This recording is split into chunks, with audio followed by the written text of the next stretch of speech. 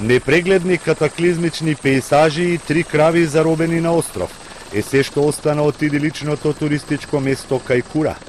Големи одрони буквално го отсекоа од светот градчето со 3500 жители, кој е епицентарот на потресот од 7,5 рихтерови степени што вчера го погоди централниот дел на Нов Зеланд. Најмалку 2 лица загинаа, десетина се повредени, илјадници се без струја и телефон. Ке ни требаат месеци за да ги санираме штетите кои се мерат во неколку милиарди, вели премиерот на Нов Зеланд. Имаме многу проблеми кои мораме да ги решиме во краток рок, да се обезбеди вода и храна за луѓето кои се сместени во приватните центри. Патот дотаму е целосно уништен и до нив може да се стигне само со хеликоптер. Има и многу заробени туристи кои немаат контакт со своите земји.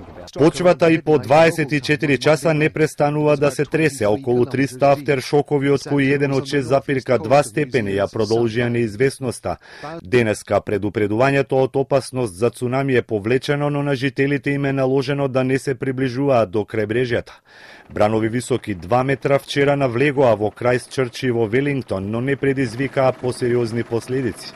Истата област пред 5 години беше погодена од 6,3 степени и однесе 186 жртви.